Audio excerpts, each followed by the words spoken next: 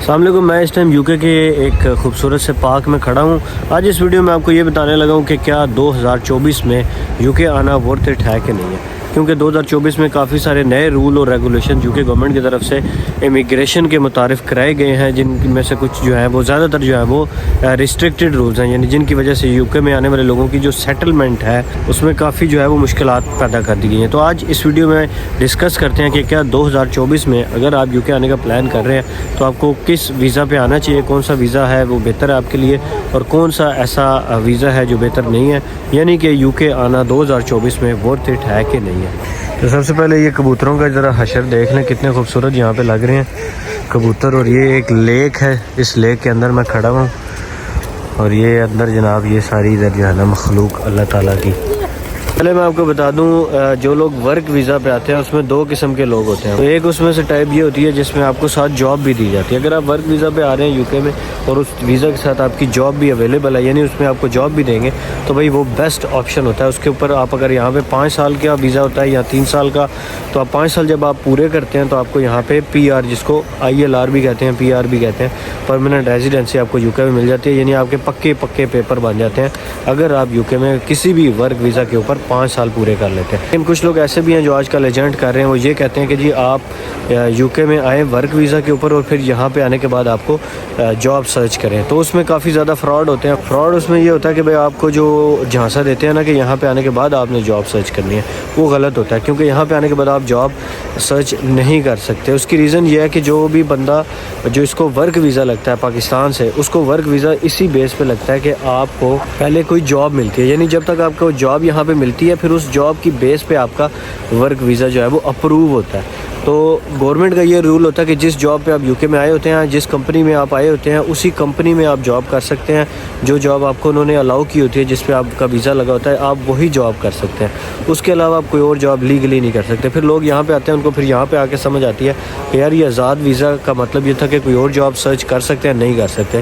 آپ کوئی بھی اور جاب نہیں سرچ کر سکتے۔ اگر آپ جاب جو بھی کریں گے، جو لوگ یہاں پہ جابس کرتے بھی ہیں پھر وہ انلیگل جابس کرتے ہیں، اور اس کی ان کو پے بھی بڑی کم ملتی ہے اور کافی زیادہ ضلالت بھی اٹھانی پڑتی ہے۔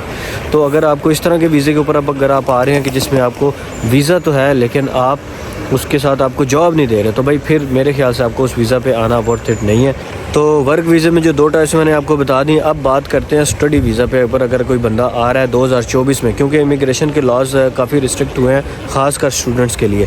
جس طرح کہ ایک نیا لا یہ بنایا گیا کہ اگر جو اسٹوڈنٹ آئیں گے، بے شک ماسٹرز پہ آتے ہیں، بیچلرز پہ آتے ہیں، وہ اپنے ساتھ اپنے ڈیپینڈنٹس کو، یعنی ان کے بیوی بچے ہیں، ان کو اپنے ساتھ نہیں لے کے آ سکتے۔ پہلے یہ تھا کہ ماسٹر والے لے کے آ سکیں گے لیکن نہیں لے کے آ سکتے، لیکن اب یہ ہے کہ جو صرف PhD والے اسٹوڈنٹس ہیں وہ اپنے ساتھ اپنے بیوی بچوں کو لے کے آ سکتے ہیں۔ تو بھئی اگر آپ PhD پہ آ رہے ہیں، سو بسم اللہ، PhD پہ آ کے آپ کی یوکے کے اندر دیکھیں ہر بندے کا مقصد یہ ہوتا ہے کہ یہاں پہ آ کے سیٹ ہو جائیں، لانگ ٹرم میں اس کی سیٹلمنٹ ہو جائے، PR مل جائے۔ تو اگر آپ جو ہے وہ PhD پہ آتے ہیں تو آپ کی سیٹلمنٹ یہاں پہ ایزی ہوتی ہے، اگر آپ ورک ویزا پہ آتے ہیں تو آپ کی یہاں پہ سیٹلمنٹ ایزی ہوتی ہے۔ لیکن جو اسٹڈی ویزا اگر آپ بیچلرز یا ماسٹرز پہ آ رہے ہیں اور آپ کی ایج اگر کم ہے، مثال کے طور پر کوئی بندہ ہے وہ اس کی عمر ابھی 16-17 سال ہے، تو پھر تو اس کے لیے آنا لانگ ٹرم میں ورتھ اٹ اس وجہ سے میں کہہ سکتا ہوں کہ وہ یہاں پہ آ کے اگر اس کی ڈگری کمپلیٹ ہو جاتی ہے اور اس کی ڈگری کوئی اچھی ڈگری ہے، تو پھر وہ اس کو یہاں پہ سیٹلمنٹ کے چانسز اس طرح سے بن جاتے ہیں کہ وہ بندہ آگے اسپانسرڈ جاب کے لیے اپلائی کرتا ہے، یعنی آپ کو یہاں پہ آگے اسپانسرڈ جاب ڈھونڈنی ہوتی ہے۔ جب آپ کو اسپانسرڈ جاب مل جاتی ہے تو پھر جو ہے نا آپ کو سیٹلمنٹ کے چانسز کافی زیادہ بڑھ جاتے ہیں۔ لیکن اگر آپ کی ڈگری اس طرح کی ہے جیسے انٹرنیشنل بزنس ہے یا کوئی سادی سی آرٹس کی کوئی ڈگری ہے، کوئی ایسی ڈگری ہے جس کی یوکے میں کوئی ورتھ نہیں ہے، تو بھائی پھر یوکے آنا بالکل بھی ورتھ اٹ نہیں ہے، پھر آپ کو نہیں آنا چاہیے۔ آج کل کنسلٹنٹس بھی یوں ہی کرتے ہیں کہ آپ کو بس جو سوکھا کورس ہوتا ہے اس میں ایڈمیشن کرا دیتے ہیں اور فیس بھی کم ہو، تو بس لوگ بھی یہی کہتے ہیں، لیکن یہاں پہ آ کے لانگ ٹرم میں اس کے کافی نقصان ہوتے ہیں۔ ہاں، ایک اوورآل اگر میں بات کروں کہ اگر آپ پاکستان سے ایک دفعہ نکل جائیں تو پھر آپ کے پاس آپشنس بڑھتی جاتی ہیں۔ مثال کے طور پر ابھی آپ کہتے ہیں یار پاکستان میں میرے پاس وہ آپشنس نہیں ہیں جو میں باہر جاؤں گا تو ہوگا۔ ڈیفینیٹلی جب آپ باہر آ جاتے ہیں تو اگر آپ یوکے میں آپ کی سیٹلمنٹ نہیں ہو رہی تو آپ یورپ موو ہو جائیں گے، آسٹریلیا چلے جائیں گے، امریکہ جا سکتے ہیں۔ یہاں سے ایک دفعہ جب آپ یوکے آ جاتے ہیں تو پھر آپ کا جو ہے نا وہ ویزاز آگے ملنا جو ہے وہ آپ کے لیے کچھ ایزی ہو جاتا ہے بجائے اس کے کہ آپ پاکستان سے اپلائی کریں۔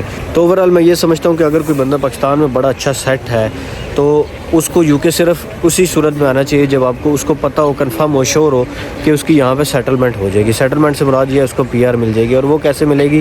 ورک ویزا پہ. مطلب کہنے کا یہ ہے کہ بندہ اگر پاکستان میں سیٹ ہے تو اس کو UK میں ورک ویزا مل رہا ہے تو پھر آ جائے.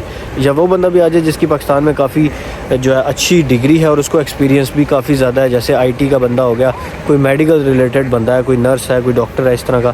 ان لوگوں کے بھی یہاں پہ سیٹلمنٹ کے چانسز کافی برائٹ ہوتے ہیں، تو وہ لوگ بھی یہاں پہ لیکن اگر کوئی بندہ جو ہے پاکستان میں سیٹ اور یہاں کسی آرٹس والی ڈگری پہ آ رہا ہے تو بالکل بھی نہیں آنا چاہیے. بڑی ضلالت کاٹنی پڑتی ہے سب کو.